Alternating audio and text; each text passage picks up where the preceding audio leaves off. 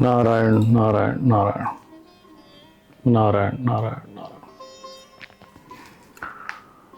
गजाननं भूतगणादिसेवितं कपित्थजम्बूफलचारुभक्षणं उमासुतं शोकविनाशकारकं नमामि विघ्नेश्वरपादपङ्कजम्। ॐ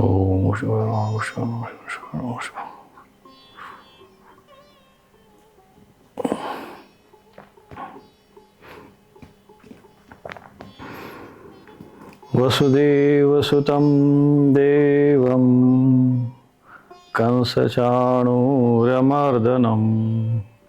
देवकी परमानन्दं कृष्णं वन्दे जगद्गुरुं। वसुदेवसुतं देवं कंसचाणूरमर्दनं देवकी परमानन्दं कृष्णं वन्दे जगद्गुरुं। वसुदेवसुतं देवं कंसचाणूरमर्दनं देवकी परमानन्दं कृष्णं वन्दे जगद्गुरुं। ॐ नमो भगवते वासुदेवाय। ॐ नमो भगवते वासुदेवाय। ॐ नमो भगवते वासुदेवाय। वासुदेवाय। ॐ नमो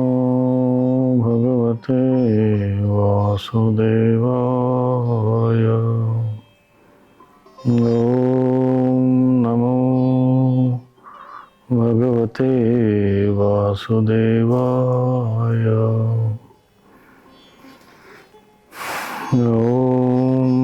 नमो भगवते वासुदेवाय।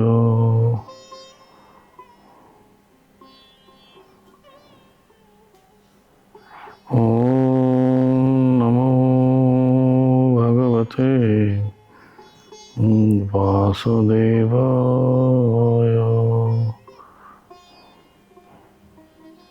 ॐ नमो भगवते वासुदेवाय। ॐ नमो भगवते वासुदेवाय।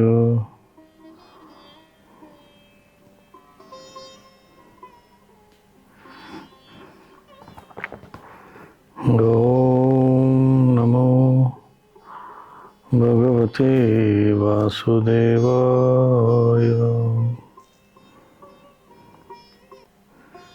ॐ नमो भगवते वासुदेवाय।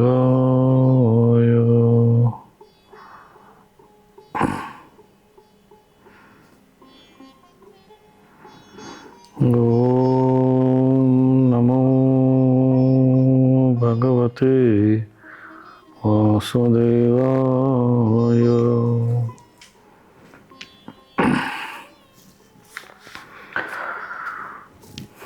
तो आज हम भगवद गीता के 47वें श्लोक पर हम चर्चा करेंगे और ये श्लोक अत्यंत महत्वपूर्ण है। अधिकांश इसका उल्लेख भी होता है, प्रचलन में है और सामान्य रूप से जो इसका अर्थ है वो सभी इसको जानते हैं, परंतु इसका जो गूढ़ भावार्थ है वो हम अब जानने का प्रयत्न करेंगे। कर्मण्येवाधिकारस्ते मा फलेषु कदाचन मा कर्मफलहेतुर्भुः मा ते संगोऽस्त्वकर्मणि। कर्मण्येवाधिकारस्ते मा फलेषु कदाचन। मा कर्मफलहेतुर्भूर्मा ते संगोऽस्त्वकर्मणि। तो यहाँ पर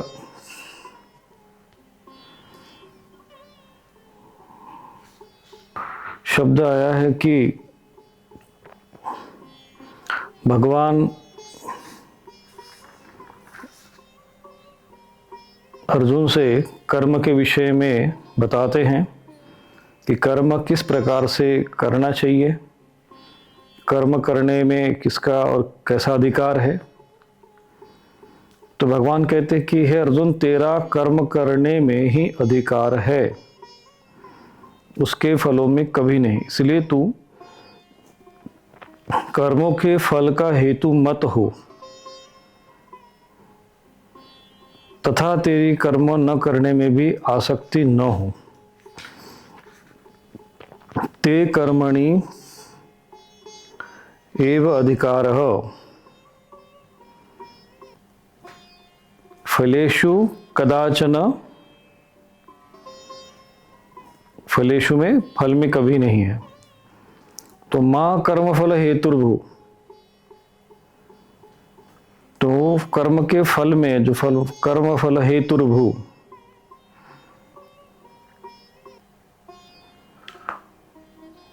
और माते संगोस्त कर्मणि, और कर्म के न करने में भी तेरी आसक्ति न हो। यहाँ पर 3 विषय आए हैं। प्रथम तो तुम्हारा कर्म करने में अधिकार है। 3 विषय यहाँ पर इस श्लोक में आए हैं, और ये अर्जुन के लिए नहीं, ये प्रत्येक मनुष्य मात्र के लिए है। केवल यहाँ पर अर्जुन के लिए उपदेश नहीं है भगवद गीता का, सभी मनुष्य जाति के लिए, मानव जाति के लिए उपदेश है ये। इसमें 3 भाग आए हैं।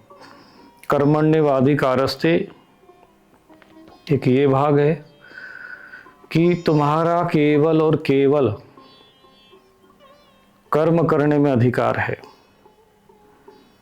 कर्म कर सकते हो बस। भगवान ने मनुष्य शरीर तो तुमको दिया है, परंतु मनुष्य को सर्वे सर्वा नहीं बनाया है।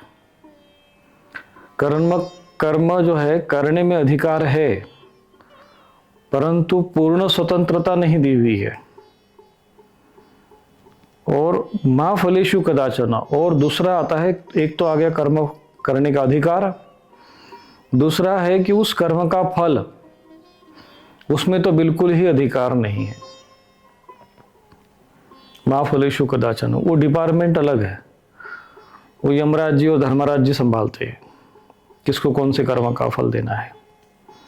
कर्म करने का ही अधिकार है, कर्म के फल पे जो फल है उसमें अधिकार नहीं है। ये दूसरा भाग हो गया। और यहां पर कहते हैं कि कर्म के, इसीलिए तो कर्म के फल में तुम, उसका जो फल होता है, मां कर्म फल हेतुर्भू, तुम उसमें आसक्त मत हो। आसक्त मत हो, उसके अर्थात ये भी है कि अपेक्षा भी मत करो। और फिर इसके साथ में भगवान ने एक और बिंदु कहा गया है कि कर्म न करने में भी तुम आसक्त मत हो। जैसे अर्जुन ने कहा कि मैं युद्ध नहीं करूंगा, तो युद्ध नहीं करूंगा ऐसा भी नहीं कहना है। माते संगोस्तो कर्मणि, तो तुम कर्म से असंग, यहां पर जो है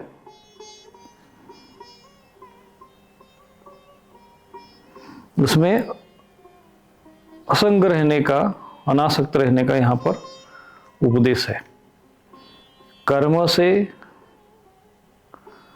तुम्हें कर्म तो करना है, लेकिन कर्म के फल से और कर्म न करने से, कि हमें नहीं करना है कर्म, हम तो बस ऐसे पड़े रहेंगे, मन मर्जी का आचरण करेंगे, या जो हमारे मन में आएगा वही करेंगे, या नहीं भी करेंगे। तो भगवान यहाँ पर समझा रहे हैं। तो ये जो श्लोक है सभी लोग जानते हैं, कर्मण्येवाधिकारस्ते मा फलेषु कदाचन, ऐसा अधिकांश लोग बोल देते हैं।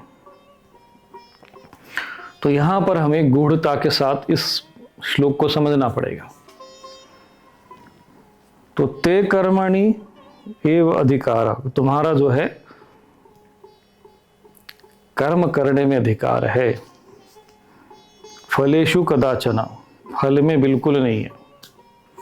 कहेंगे महाराज हम जब कर्म हमने किया तो फल तो हम ही को मिलना चाहिए, परंतु फल में हमारा कोई अधिकार नहीं बताया गया है।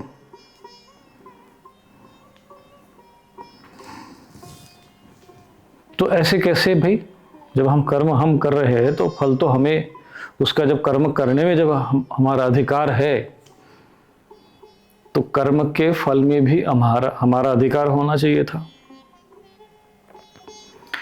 इसलिए यहां पर मनुष्य को पूर्ण स्वतंत्रता नहीं मिली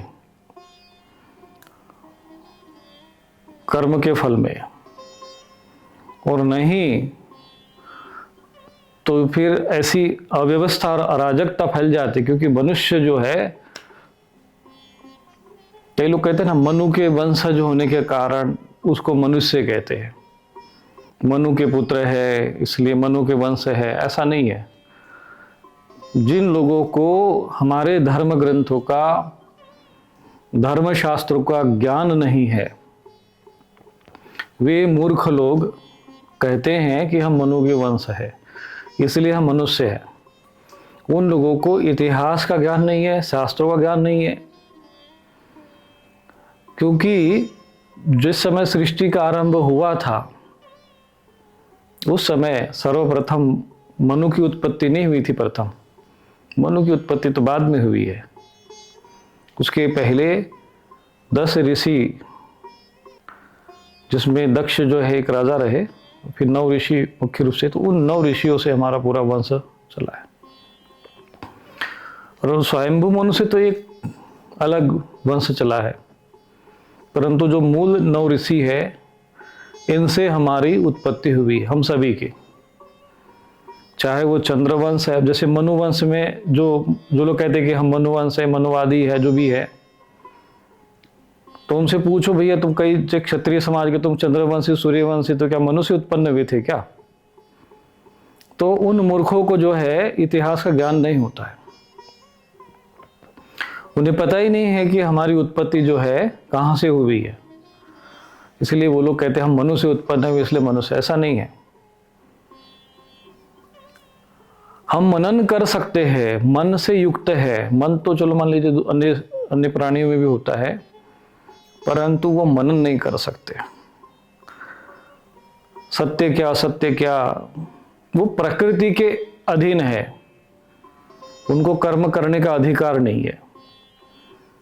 वो ज्यादा सोच नहीं सकते, बस ये है कि सारा हरी घास दिखी खा लिया, उनको पता है, उनको बस ये प्रकृति ने उनको गुण दिया हुआ अलग अलग। जैसे श्वान है, कुत्ता है, उसमें एक विशेषता होती है, घोड़े की अपनी विशेषता है, वो उसी अपने अपने कर्म में है, दूसरा कार्य नहीं।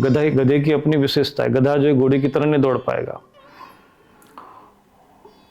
और घोड़े से जो है गधे का काम लोगे तो भी वो घोड़ा जो है अपना अस्तित्व खो देगा। उनकी अपनी अपनी प्रकृति बनी है और उनको विशेष अधिकार नहीं दिया है। गधा ये सोचे कि नहीं मैं घोड़े की तरह रेस में दौड़ूंगा, तो वो अलग है। इसलिए जो धर्माचार्य ये कहते हैं कि कभी कभी जब वर्ण व्यवस्था की बात आती है, और जो धर्माचार्य जो है पशुओं के साथ मनुष्य की तुलना करते हैं, तो उन मूर्खों को ये ज्ञान नहीं होता। मुझे मूर्ख इसलिए कहना पड़ता है क्योंकि वो निम्न धरातल पर जाकर ये सब चर्चा करते हैं, वो शास्त्रों तो चर्चा नहीं करते, शास्त्रों को प्रमाण नहीं देते हैं। तो वहां पर ये भूल जाते हैं कि पशु जो योनि है ये, और मनुष्य जो योनि है, मनुष्य का जो शरीर है, इन दोनों में अंतर है। मनुष्य का संस्कार हो सकता है, मनुष्य में विकास हो सकता है, मनुष्य कर्म में उच्च श्रेष्ठ हो सकता है। कर्मण्येवाधिकारस्ते, मनुष्य को कर्म करने का विशेष अधिकार प्राप्त है जो किसी भी योनि में प्राप्त नहीं है। और इसीलिए मनुष्य विशेष है, मनुष्य का शरीर विशेष है। देवता भी जो है बड़े भाग मानुष तन पावा, सुर दुर्लभ सब ग्रंथ ही गावा। देवताओं को भी दुर्लभ है, विशेष है शरीर, और इसमें संस्कार हो सकते हैं, इसमें आप उन्नत हो सकते हो, अवनत हो सकते हो। तो कर्मण्येवाधिकारस्ते, तुम्हें कर्म करने का अधिकार है, और कर्म करके तुम अपनी सद्गति कर सकते हो, दुर्गति कर सकते हो, उद्धार कर सकते हो, पतन कर सकते हो। भगवान कहते उद्धरेद आत्मानम, अपनी आत्मा का उद्धार करो। तो मनुष्य जो है वो एक विशेष श्रेष्ठ जो है शरीर है, इसीलिए उसकी तुलना पशु के शरीर के साथ नहीं की जा सकती। पशु के गुण धर्म, उनकी अधिकार क्षेत्र अलग है, मनुष्य का अधिकार क्षेत्र अलग है। मनुष्य को कर्म करने का अधिकार दिया है, इसीलिए मनुष्य को जो है विशेष कर, ये पृथ्वी लोक को भी कर्मलोक कहते हैं। और ये अधिकार नहीं है कि ये एक घोड़ा जो है अपने को विकसित करके वो सिंह की भांति मांस खाने लग जाएगा, या सिंह को ये अधिकार नहीं कि वो घास खाने, वो शाकाहारी बन जाएगा। वो सब उनको अधिकार नहीं है। मनुष्य को अधिकार है कि वो शाकाहारी भी बन सकता है। उसका मन हुआ कि नहीं हमें दुर्गत शैतान की तरह जीना है तो शैतान की तरह जी सकता है, पिशाच बन के जीना है तो पिशाच की तरह जी सकता है, असुर बनना हो तो आसुरम भाविम आश्रिता। अब जैसे रावण था तो कोई मनुष्य ही तो था, उसके कोई 4 सिंह थोड़ी थे, उसके उसमें अलग अलग उसके सिर पर उगे हुए थे, ऐसा भी नहीं था, साधारण मनुष्य ही था। मनुष्य में आसुरम भाव आश्रिता, आसुरी भाव का आश्रय लिया, असुर हो गया, देव भाव का आश्रय लिया, देव हो गया। मनुष्य में हो सकता है, ये गधे घोड़े में नहीं हो सकता। इसीलिए मनुष्य में 4 वर्ण की प्रकृति की व्यवस्था बनाई, क्रम बनाया गया कि भाई तुम सब जन्म से तो तुम ऐसे ही शूद्र की भांति, लेकिन संस्कार करके अपने को द्विज बना सकते हो, अपने को और आगे बढ़ा के क्षत्रिय बन सकते हो, ब्राह्मण भी बन सकते हो, तपस्या करके ब्राह्मणत्व को प्राप्त कर सकते हो। ये अधिकार है, इसलिए भगवान ने कहा है यहाँ पर कर्मण्येवाधिकारस्ते, ये पशु को नहीं अधिकार। पशु एक लिमिटेड है, वो उसको बना दे प्रकृति, बस उतना ही तुम घेरे में रहोगे, उससे ज्यादा नहीं। और उतना विवेक बुद्धि नहीं है कि मैं वो चिंतन मंथन करे और सोचे कि नहीं चलो मैं जंगल में मेरा अभी जन्म हुआ है तो मैं थोड़ा शहर में जाऊं और विकसित हो जाऊं, उन्नत हो जाऊं, बौद्धिक हूं, शिक्षा प्राप्त कर लूं, कि विशेष गुरुकुल में चला जाऊं, किसी गुरु की शरण में चला जाऊं। ऐसा उसके पास विवेक बुद्धि और चिंतन मंथन नहीं है। तो मनुष्य जो शब्द है वो मन से बना है, विशेष मन जो है जिसे प्राप्त हो, मन विशेष जिसको हो वही मनुष्य, जिसका विशेष मन हो, जिसको विशेष मन दिया भगवान ने। मन तो सभी के पास होता है, मान लीजिए सुख दुख आदि सर्दी गर्मी, लेकिन जिसके पास विशेष मन है वो मनुष्य है। यह मनु से कोई संबंध नहीं है, मैं आपको बता देता हूँ। जो लोग खूब अपने आप को, उन मूर्खों को एक बार जो है किसी अच्छे ज्ञानी विद्वान महापुरुष के शरण में बैठकर पहले अपने को जान लेना चाहिए कि हम किसके वंशज है, कहाँ से हमारा मूल है। सब विवाद है, सब मूर्खों का विवाद है एकदम। शास्त्र का बिल्कुल इन लोगों को ज्ञान नहीं है। कोई कहेगा, वो कहेगा कि हम मनु के वंशज है, तो कोई कहेगा कि ये मनुवादी है। कई चीजें हैं समाज में, धर्म ग्रंथों का अभाव, धर्म ग्रंथों का ज्ञान का अभाव के कारण सब ब्रह्म। जिनको ज्ञान भी है तो वो भी कोई समाज को ज्ञान नहीं देना चाहते। वो चाहते कि बस समाज ऐसे ही आपस में लड़ता रहे, भटकता रहे, बस इसी में हमारा पेट भरता रहे, तो ये समाज भटका रहता है। तो भगवान कहते हैं कि तुम विशेष तुमको अधिकार दिया है। अब तुमको जो अधिकार मिला है, अब इसमें मनुष्य में स्त्री पुरुष है, दोनों भी है। कहते हैं यहाँ पर कोई ये बात आई नहीं कि स्त्री को अधिकार नहीं है, पुरुष को अधिकार नहीं है। भाई तुम्हें कर्म करने का अधिकार है, कोई भी कर्म कर लो। तुम्हें लगेगा कि नहीं हम शूद्र कर्म करना चाहे तो शूद्र कर्म करो, तुम्हें वैश्य कर्म करना है तो वैश्य कर्म करो, तुम्हें क्षत्रिय कर्म करना है तो क्षत्रिय कर्म करो, तुम्हें ब्राह्मण कर्म करना है तो कर्म करो, उन्नत होना है तो उन्नत हो जाओ, उन्नत होना है तो उन्नत हो जाओ। आत्मेव हि आत्मना बंधु आत्मेव रिपुरात्मना, आत्मा ही अपने आप का मित्र शत्रु है। भगवान के इसलिए कहा कि अपना उद्धार भी कर सकते हो, तुम ऋषि भी बन सकते हो, तुम रावण भी बन सकते हो, तुम राम भी बन सकते हो, तुम कृष्ण भी बन सकते हो, तुम कंस भी बन सकते हो, तुम आसुरी भाव का आश्रय ले सकते हो, तुम देव भाव का भी आश्रय ले सकते हो। इसलिए कहा कि असतो मां सद्गमय, पशु के लिए कहा गया कि ये बात, तमसो मां ज्योतिर्गमय पशुओं के लिए कहा गया है, मृत्युर्मा मृतम गमय पशुओं के लिए कहा गया है। पशुओं में कोई संस्कार नहीं होता, पशुओं में कोई अधिकार नहीं है। तो मैं ऐसे भी कुछ मूर्ख धर्माचार्य को देखता हूँ, कभी कभी सुनता हूँ, तो वो लोग जब इस तरह का विषय आते तो लोगों के सामने ऐसे कुतर्क रखते हैं जिसका कोई शास्त्र से संबंध भी नहीं होता है। तो मुझे उनकी अज्ञानता पर बड़ा दया आता है और थोड़ा बहुत आक्रोश भी आता है कि समाज को कैसे भ्रमित करते रहे जैसे पदों पे बैठकर। तो मनुष्य को विशेष अधिकार दिया गया है, उत्थान पतन सब कुछ मनुष्य कर सकता है, परंतु भगवान ने उसको फल पर जो है अधिकार नहीं दिया है। मां कर्म फल हेतुर्भु, और कहा कि भगवान ने कहा कि तुम उस कर्म फल के साथ साथ कर्म में भी आसक्त मत हो, कर्म न करने में भी आसक्त मत हो। तो कर्म के फल में आसक्त नहीं होना, क्योंकि तुम्हारा अधिकार ही नहीं। मां फलेषु कदाचन, जब तुम्हारा फल में अधिकार नहीं है तो तुम उसके फल की तरफ मत ध्यान दो। तुम सोचोगे कि नहीं मैं तो अभी यज्ञ कर लिया, मैंने जप कर लिया, मैंने तप कर लिया, साधना कर लिया, अब मुझे तुरंत फल मिल जाए, संभव नहीं है। और तुमने सोच लिया कि नहीं हमें फल मिले चाहे ना मिले, भाई हमारा काम हो गया, पूरा कर दिया।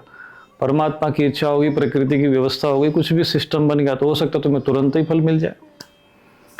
तुम भगवान की भक्ति करो, उपासना करो, और तुम अपेक्षा करते हो हमें तुरंत लाभ मिल जाए। जैसे ना एक लोटा जल सब समस्या का हल, बोले कि एक लोटा जल चढ़ा दो तुम्हारी समस्या हल हो जाएगी। लोगों को ऐसे मूर्ख बनाते रहते समाज के लोग।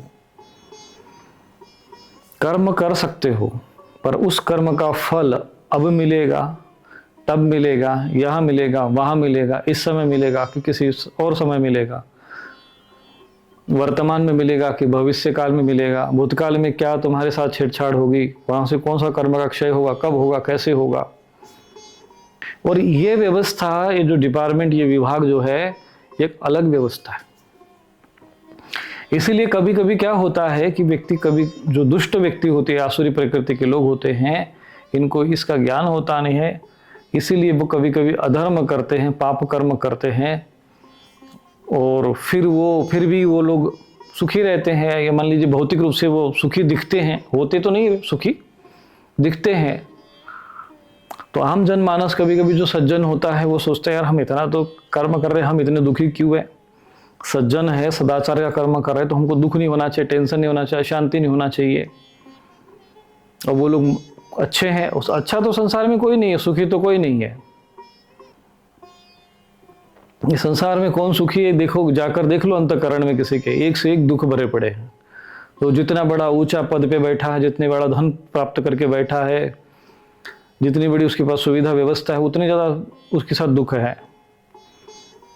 सबकी अपनी अपनी समस्या है। सोच लोगे नहीं भैया हमें तो प्रधानमंत्री बन जाए, भैया प्रधानमंत्री भी बनना क्या है कि वो तो प्रारब्ध का भाग है, बन गया कितनी जिम्मेदारियां रहेगी, कितने अपशब्द सहना पड़ता है। और वो भी कहीं प्रधानमंत्री बन गए तो तुम सर्वे सर्वा बन गए, भाई वो भी निर्णय के अधीन होता है। किसी के मंत्री परिषद है, फिर उसके ऊपर भी व्यवस्था है, फिर सुबह उठना ही उठना है तुम्हारा, फिर वो डॉक्टर आकर तुमको सुई घुपेगा ही घुपेगा, भाई तुमको कि तुम्हारा ब्लड निकालना, टेस्ट करना है हमको, तुमको यही बोलना है, तुमको स्क्रिप्ट दी जाएगी, तुमको यही खाना है, तुम इधर नहीं जा सकते, तुम उधर नहीं जा सकते, तुम बैठते समय ऐसे बैठोगे, वैसे नहीं बैठोगे, बोलते समय यही बोलना है, वो नहीं बोलोगे।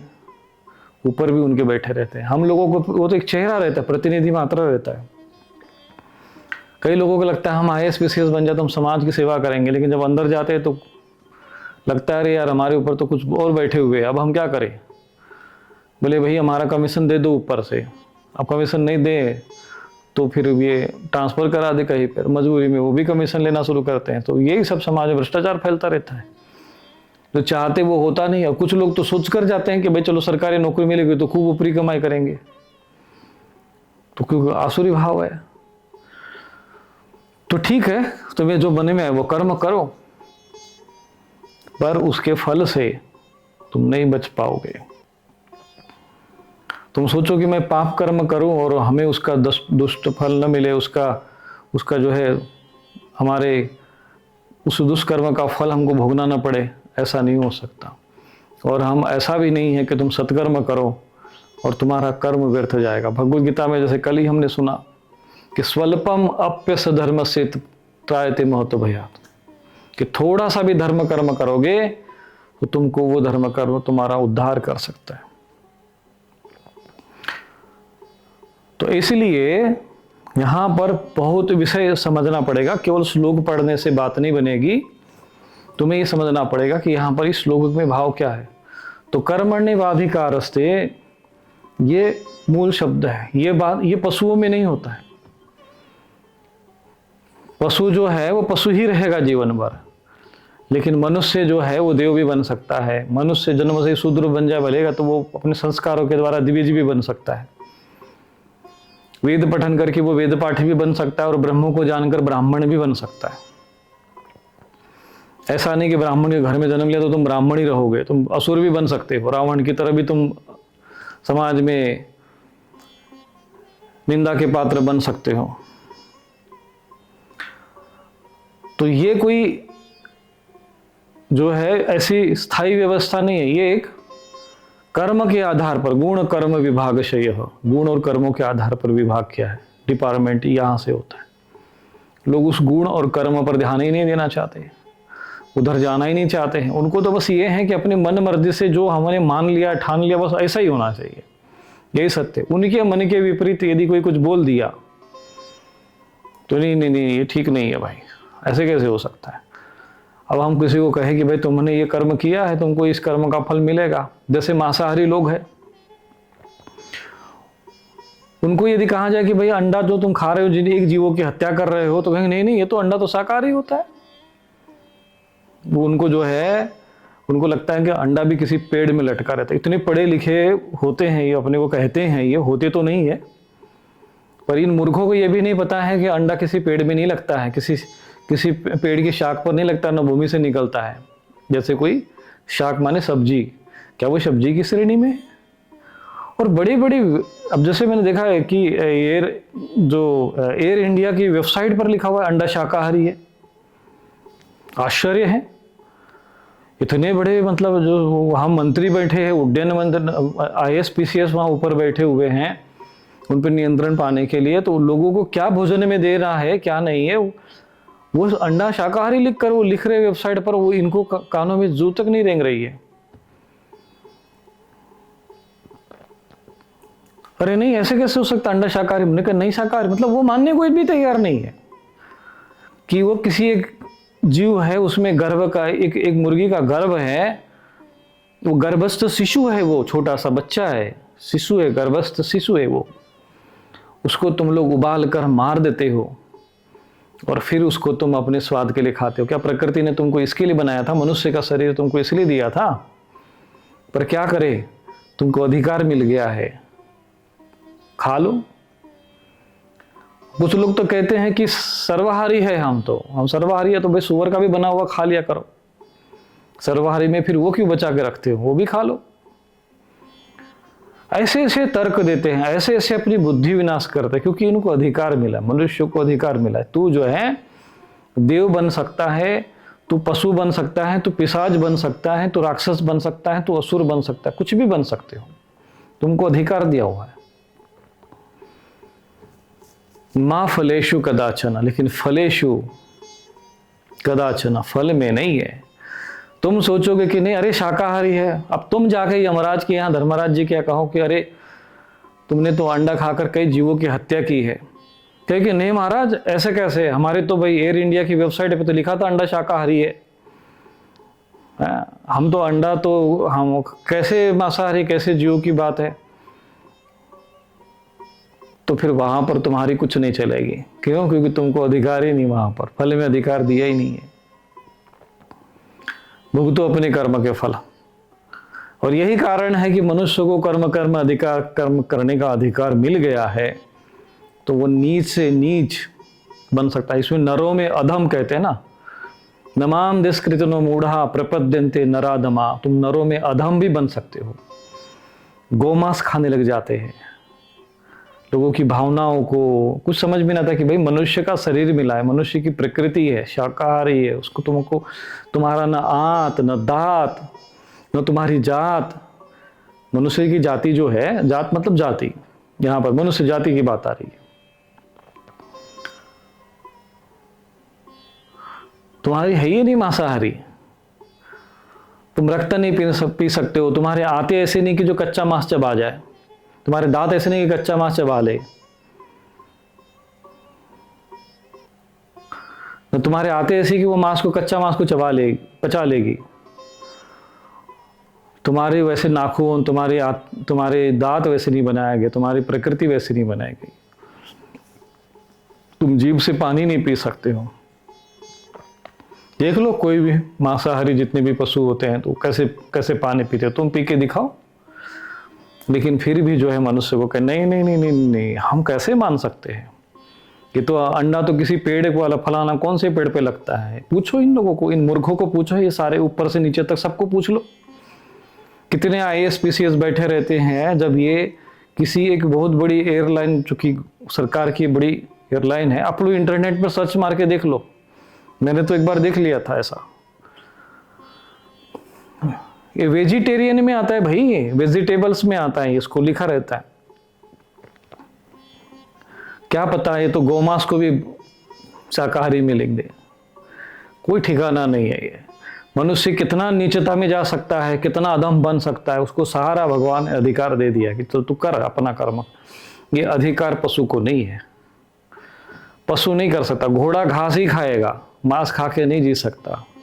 उसको पता है कि मेरी मर्यादा है, वो मर्यादा में ही रहेगा। मनुष्य को अधिकार देकर भगवान ने उसको पूर्ण स्वतंत्रता दे दी है, बन कुछ भी बन, कुछ भी कर। और इसीलिए कई लोगों को लगता है कि हम कर रहे हैं, हमको उसका दंड नहीं मिल रहा है, क्योंकि भाई तो प्रारब्ध के अनुसार तुमको शरीर मिला है। उसको ये नहीं पता है कि जो फल का जो डिपार्टमेंट है ये किसी और के हाथ में, तेरे हाथ में नहीं है। माँ फलेषु कदाचन, ये जो श्लोक है बहुत महत्वपूर्ण है, इसलिए मैं आज इस विषय को गंभीरता से समझा रहा हूं कि लोग इस श्लोक को बोल तो देते हैं, उसके भाव में वो प्रवेश नहीं कर पाते, उसके गूढ़ अर्थ में प्रवेश नहीं कर पाते। इसीलिए ये सब है, कर्म का अधिकार है। शेर को पता है कि भाई हम घास नहीं खा सकते, उसको आंत वैसी है, उसके दांत वैसे हैं, उसके हाथ ऐसे हैं, उसकी जीभ वैसी, उसकी जात प्रकृति वैसे बना दी, मांसाहारी है। वो खून भी पी लेगा, वो मांस को कच्चा खा के चबा भी लेगा, उसको कोई मसाला और उबालने की जरूरत भी नहीं है, वो मांसाहारी है। और ये कपटी लोग अपने को नॉन वेजिटेरियन भी बोलेंगे, इसको अपने उसको सिद्ध करने के लिए कि हम जो है पाप कर्मी नहीं है, ये सिद्ध करने के लिए वो शब्द वेजिटेरियन नहीं बोल सकते, वो नॉन वेजिटेरियन बोलेंगे। नॉन वेजिटेरियन का मतलब है नो वेजिटेबल, है ना। मतलब हम लोग सब्जी भी नहीं खाते हैं, वो लोग, वो तेल नहीं खाते हैं, वो दाल नहीं खाते, वो चावल नहीं खाते, वो रोटी नहीं खाते हैं। नहीं नहीं नहीं, हम तो ये सब खाते हैं। अरे तो मूर्खो, जब खाते हो तो नो वेजिटेरियन कैसे हो गए, नॉन वेजिटेरियन कैसे हो गए? नॉन वेजिटेरियन तो वो है जो वेजिटेरियन ही नहीं, जो वेजिटेबल ही नहीं खाता, सब्जी नहीं खाता। जैसे शेर है, सिंह है, बाघ है, वो तो नॉन वेजिटेरियन है ना, वो नहीं मांस, वो तो घास खा ही नहीं सकते, वो तो सब्जी खा ही नहीं सकते हैं। नहीं नहीं नहीं, हम तो खा सकते हैं, हम तो सर्वाहारी है। फिर उनको नॉन वेजिटेरियन बोलो तो उन सर्वाहारी। मैं कहा ठीक है भैया, खाओ, भगवान ने तुम्हारी आंत वैसे बना दी, तुम्हारे बना दिया। और सुअर भी तो है साथ में, वो भी खा लिया करो। सुअर भी खाता है ना सड़क पे जाकर, वो उसको क्यों छोड़ते हो तुम लोग? फिर सर्वाहारी हो तो भाई सारे पशुओं के जैसे तुम सारे पशु खाते हैं, वो तुम खाते हो। सर्वाहारी का मतलब वही ना हुआ। वहां पर जाके इनकी जो है आगे पीछे देखने लगते हैं, फिर मुंह छुपा के घूमते। कितना छुपा के घूमोगे? तुम्हारे कर्म जो है तुम्हारा पीछा करते भी जाएंगे। और यही है जीव, यही पर जो है जीव धोखे में रहता है, यही धोखे में रहता है। यही परमात्मा की माया है कि उसको स्वतंत्रता दे दी कर्म करने की, तो वो मन मर्जी कर ले, कुछ भी, जो मन में अधर्म कर ले, जो मन में अशास्त्रीय जीवन जी ले, करो कर्म। उन्हें कहते हैं भगवत गीता में लिखा है, हाँ, कर्मण्येवाधिकारस्ते, हमको तो पूरा सब अधिकार करने की छूट है, कर्म करने की छूट है, जो मन में करेंगे। अरे गधे, उसके आगे भी पढ़ लो, क्या लिखा है, मा फलेषु कदाचन। ये जो कर्म फल है ना तेरे, सब निकलेंगे बाहर। भगवत गीता में लिखा है कि जो ऐसा करते हैं ना, जो पशुओं को अपने पेट पालने के लिए, अगर मनुष्य को चलो खाने को नहीं मिला, भूखा है, प्राण पे संकट में, तो आपातकाल में ये चीजों की व्यवस्था बनाई। चलो ठीक, आपातकाल में मर्यादा नस्ती, कोई बात नहीं है, प्राणों की रक्षा करने के लिए कोई विधान है। क्या तुमको खाने को कमी है? कितने प्रकार के तिलहन है, कितने प्रकार के दलहन है, कितनी प्रकार की दालें हैं, कितने प्रकार की सब्जी है, गेहूं है, कितने प्रकार के, तो आप उसमें गेहूं वाले में भी कितने, बाजरा, ज्वार, गेहूं, मंडुआ, क्या क्या नहीं है। फलों में आप गिनती लगा लो, सूखे फलों में, सूखा मेवा में देख लो, 101 पौष्टिक चीजें। साग सब्जियों में देख लो, कोई जमीन में कितने सारे कंद हैं, 101 पौष्टिक और शक्तिशाली है। ये लोग कहते हैं उसमें प्रोटीन होता है, मतलब प्रोटीन तो फिर सूअर को भी मिलता है। बिना प्रोटीन खाए वो सूअर को कहाँ से बल मिलता होगा? सूअर में भी बल होता है, उसको भी तो कहीं ना कहीं से प्रोटीन मिलता होगा। तो तुम लोग भी वही जाके उसको प्रोटीन खोज लो। ये ऐसी सब शैतानी बुद्धि, ये मानसिकता, ये पैसा चिकता ये समाज में आ गई। क्यों? क्योंकि उनको भगवान ने कर्म करने का अधिकार है कि माँ फलेषु कदाचन। लोगों को लगता है मरने के बाद किसने देगा? अरे जब मरोगे, जीवित हो ना, मरोगे भी। अगर तुम्हारे हाथ में सब कुछ है तो मर क्यों रहे हो? फिर जन्म ले लिया, तुम बड़े सर्वे सर्वा हो, ईश्वर का कोई अस्तित्व नहीं है, तो मरते क्यों हो? बूढ़े क्यों होते? तुम्हारे बाल क्यों काले होते हैं, सफेद होते हैं? काले बाल क्यों सफेद हो जाते तुम्हारे? क्यों तुम बूढ़े हो जाते? क्यों तुम रोगी हो जाते? क्यों तुम मरते हो? और वो भी क्यों? उस पर भी कंट्रोल कर लो। इनको लगता है कि हम वो भी कंट्रोल कर लेंगे, हम तो साइंटिस्ट है ना, साइंस का जमाना है। अरे साइंस का जमाना है, तुम खूब अपने ही सर्वनाश कर दोगे। तुम जिसको विकास समझ रहे हो ना, सब विनाश के लिए मिसाइल बना दिए। पर कहीं पर किसी फैक्ट्री में रक्त बना पाए, कहीं पर जाके H2O को तुम हाइड्रोजन ऑक्सीजन को मिक्स करके कोई पानी बनाते? वे हाइड्रोजन और ऑक्सीजन यही ना है पानी में, कहीं नहीं बना लिया पानी तुम लोगों ने। क्यों तुमको प्राकृतिक वर्षा की आवश्यकता पड़ती है? वो न पड़े तो तुम लोग भूखे मर जाओगे। तो तुम्हारा सारा साइंस वगैरह सब कहाँ चला जाएगा पता नहीं चलेगा। फिर H2O खोजते रहना, वहां से H निकाल लेना, वहां से फिर वो निकाल देना, मिला लेना, आपस में पी लेना। फिर वातावरण में तो ही है, फिर पानी की क्या हो सकता है? मैं तो कहता हूँ भगवान को ऐसे। और देखो अभी भी है, आज भी थोड़ा सा अगर हिल जाती पृथ्वी, सब भागने लगता, हाँ भागो भागो भागो भागो, सड़कों पे भागते। थोड़ा सा कभी अकाल पड़ जाता है तो हाँ हाँ हाँ हाँ मर गए मर गए मर गए।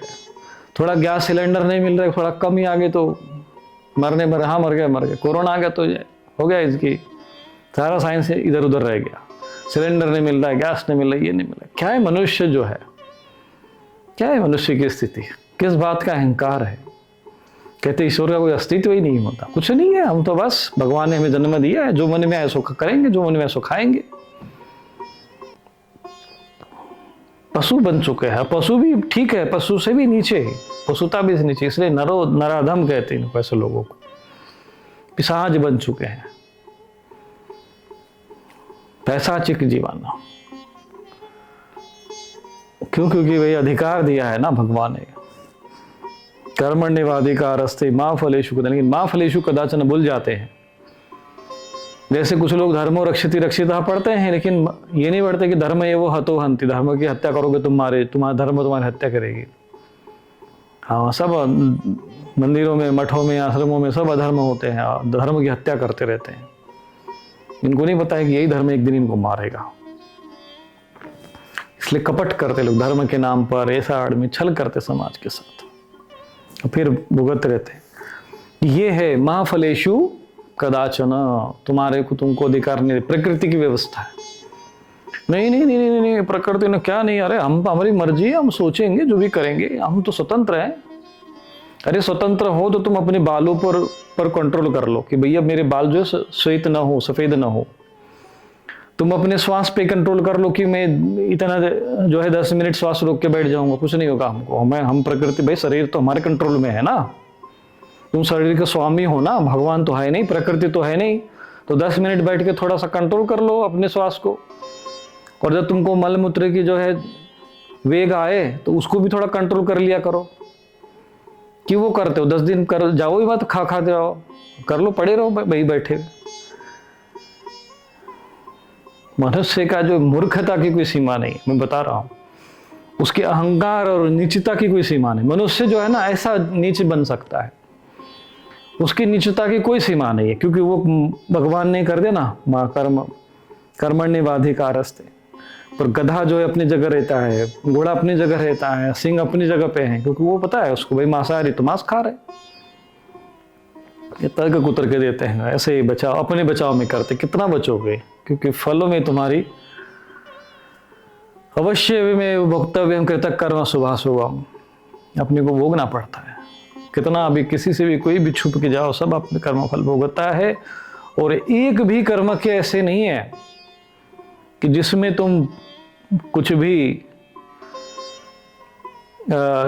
सोचोगे कि नहीं आगे पीछे हो जाए, वहां मेरा कमीशन चल जाएगा, वहां मेरा कोई तर्क चलेगा, वहां कुतर्क चलेगा, वहां नहीं चलेगा। फिर तुम नहीं बता सकते फिर यमराज जी के जाकर कि नहीं भाई एयर इंडिया की वेबसाइट में लिखा हुआ था, उसमें तो लिखा हुआ था वेज वाले में ऐसा, हरा का डिब्बी थी उसमें लगी थी,